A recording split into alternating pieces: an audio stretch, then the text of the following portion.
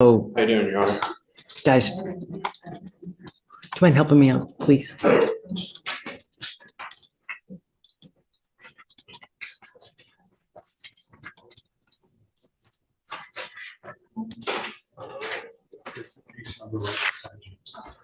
It's an open warrant. Mr. Brock, you were arrested and charged with tampering with a government record. You're facing up to a year in jail and or a $4,000 fine. Looks like you had court on. Right here is where things quietly get serious. Tampering with a government record sounds technical, but it's a felony-level offense in Texas. Translation: this isn't a slap on the wrist. It's the kind of charge that follows you into adulthood. Drop a comment. Did you realize a fake ID could land someone in jail? I missed because of school. I just forgot to Last Friday. Why did you miss court? go to school, and it just slipped my mind. How old are you, sir? 17. Okay. How'd you get here? I drove. Okay. You're charged with tampering. You're facing up to a year. We're going to do probable cause. You have the right to remain silent. Anything you say can or will be used against you. You have the right to have an attorney present. If you cannot afford one will be appointed to you, sir.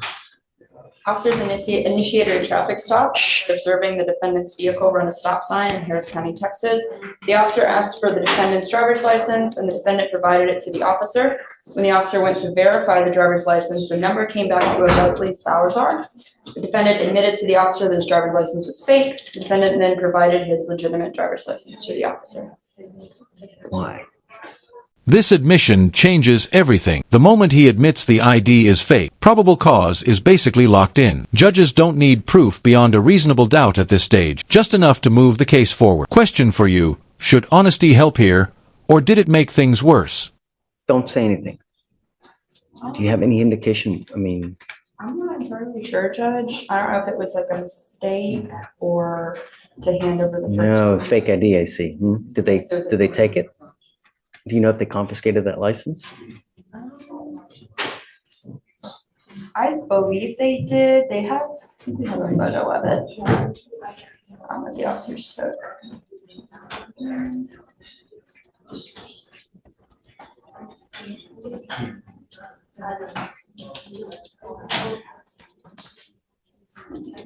Well, Mr. Brock, I'm going to find that there's probable cause to go forward with the case. Do you have a valid Texas driver license? Do you have valid liability insurance in your name? I'm assuming so, or in my mom's name. Don't assume anything. Never assume anything in life, because if you get into a wreck and you kill a 5-year-old kid. This is one of those moments people clip forever. The judge isn't exaggerating. Jail is not built for 17-year-olds. This isn't scare tactics. It's courtroom reality meant to shock him straight. Do you think tough love works in court, or does it cross a line? They don't care whether you make assumptions or not. The only question is whether you do or not. And if you don't, then you're not allowed to drive. And I'm making that a condition of your bond. Yes, it was taken. Wonderful. I'm making it a condition of your bond that you're not to have any fake IDs, fake licenses, or anything of this nature. And if I find that you're using that, or you're trying to get booze, you're trying to get illegal drugs, I will put you in jail. You will not get any PR bonds. Do you understand? Sir. Life is really going to suck. At 17, you going into jail. Let me tell you what kind of field day the people in custody will have with you. You have any clue what they will do to you in custody? Take a guess. Imagine your worst nightmare. It's worse. Get my drift?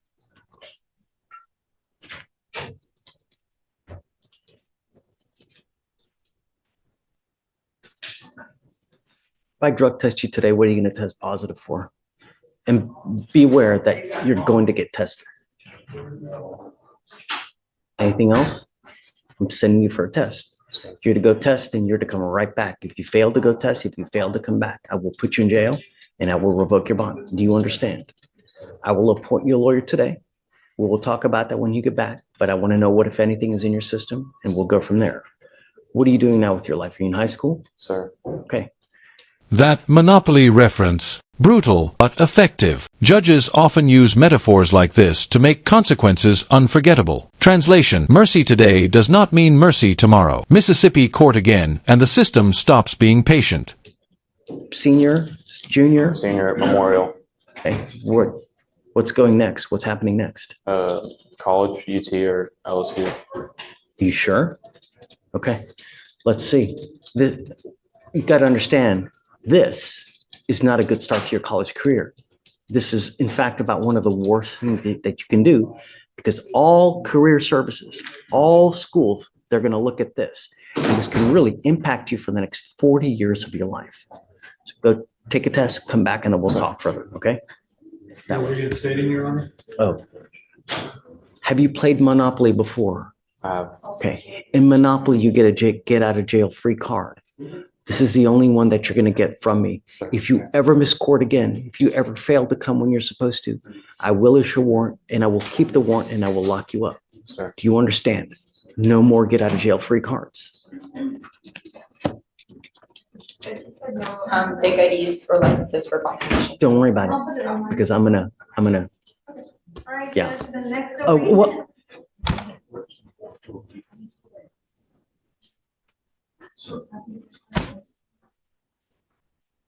Did you think that you were coming to the beach today in shorts? Yeah, I'm sorry. I completely wasn't using my head. You know, when my kids tell me sorry, It's my first time in court. I'm sorry. it's a court. You know, in court, you're supposed to dress a certain way. This isn't the circus, man. You know, you continue to say sorry for things. At some point, your sorry will go in this ear and will go out that ear. You understand? Sir. Everything you're doing here, I'm going to mark it and we will know it.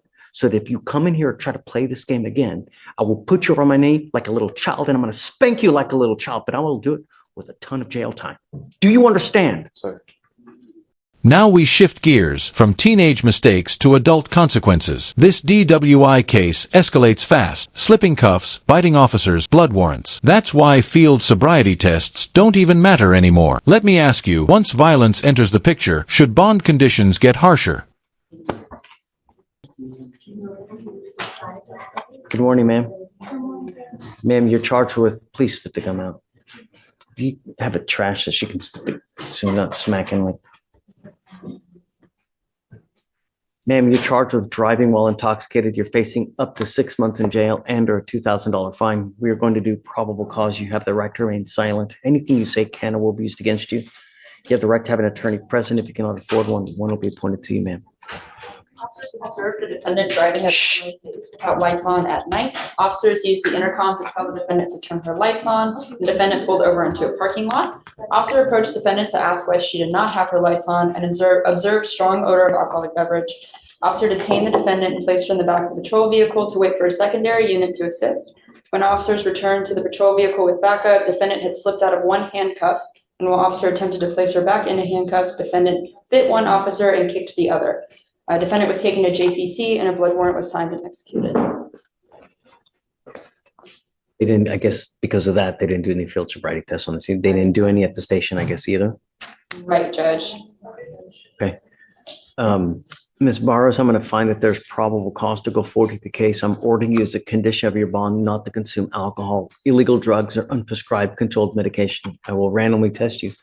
If I find that you're using alcohol or illegal drugs, I will put you in jail. You will not get any more PR bonds. Yes, sir.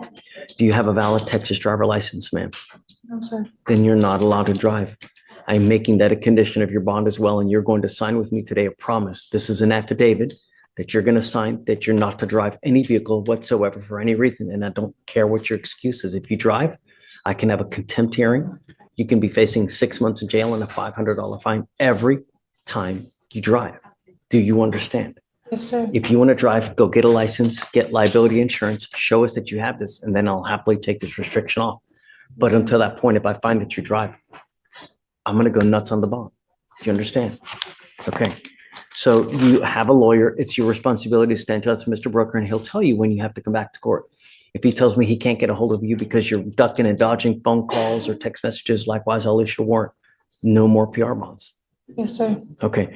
I'll have you come up here, swear to us that you're not going to drive. We'll have you sign a reset with Victoria. You'll meet with Felicia for your bond conditions. And after that, you guys are free to go. Thank you, Judge. Step over here. Thank you, State. Thank you.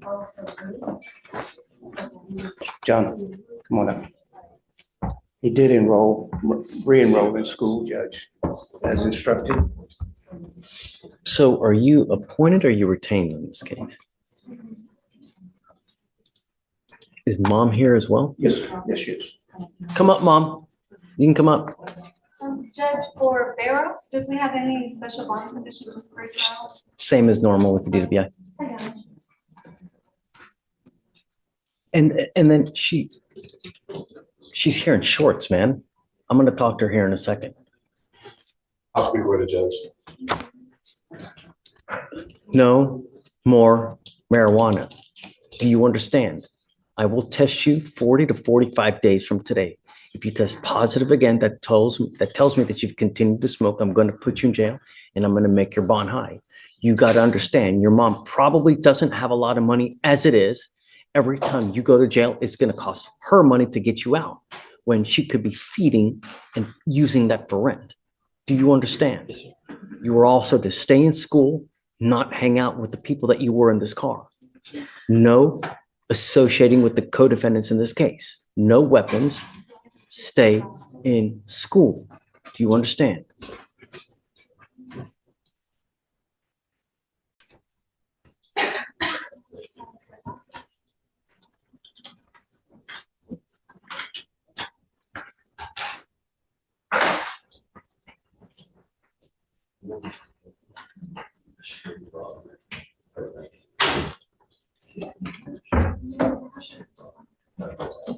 We've now given you a lawyer. It is your responsibility to stay in touch with counsel, and he will tell you if and when you have to come back to court. If he tells me he can't get a hold of you because you're playing games, I will issue a warrant. And I'm going to tell you now, I'm not going to give you any more PR bonds. Do you understand? Yes, sir. Okay. Anything that you'd like to add? Do you need anything? Because I don't know how he is when he's at home with you. Does he act up? Does he help you out? Yes, he helps me out. He does side jobs at home. Recently, I was able to get him enrolled back into his homeschooling program, so he's actively working on it. Okay, I'm going to want proof that he's actually enrolled in school and actually doing well. You can provide it. It's online. Great. And I'm also giving him a curfew because I don't want you out in the middle of the night. You're getting a curfew at 10 p.m. and I'm putting a monitor on your ankle so I know that you're not out. Do you understand? Sir. Don't act a fool.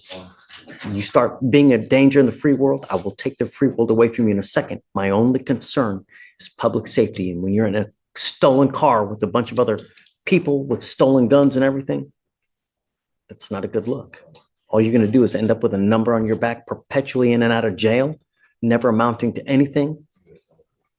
That's not a good way to go through life. Life is a journey. It can be a great journey where it's filled with love, fun, vacations, nice cars, or it can be a miserable, rotten toilet of an existence where you never have any money. You argue with everyone about everything because you ain't got no money, you got no education to be able to support yourself. That's not a good way. That you don't go through life like that. And it starts now at 17. You understand, Mr. Melendez? You won't get any more warnings from me. Straighten up and fly right. You stay with me. Okay, guys, thanks. Thank you. We will pay for everything for you, so it shouldn't be a dime out of your pocket, okay? Thank you. All right, Mom, thanks. Yes,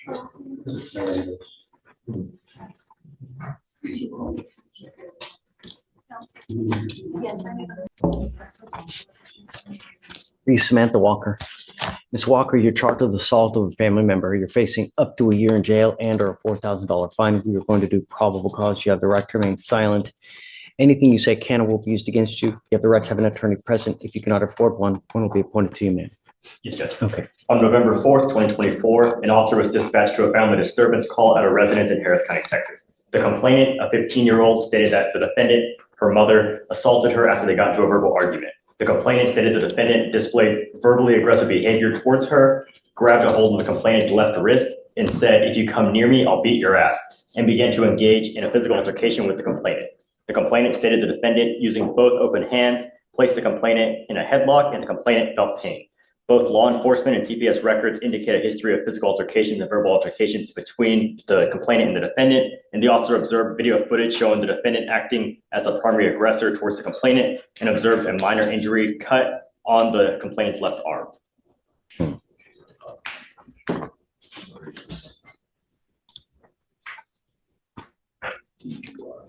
So we have prior violence, any prior charges? There's no prior Any, charges, no Your Honor. prior injury to a child, felony charges?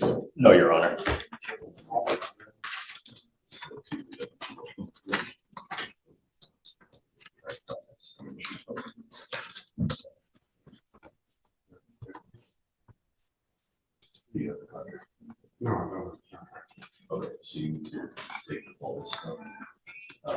Child means 14 years or younger.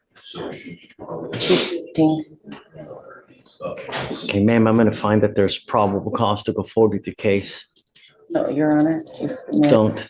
Now's not the time, ma'am. You have the right to remain silent. Exercise that right. I've got a bunch of DAs here. Anything you say, they're gonna use it against you. Guys, what do we do about contact? You know? Yeah, well, so Michael, I need your help. You know, this is a 15-year-old child. We have a history of violence allegedly between mom and daughter. Yes, Judge. Now we have an assault case against a 15-year-old. And according to what Alex says, there's a history of it. It's unacceptable.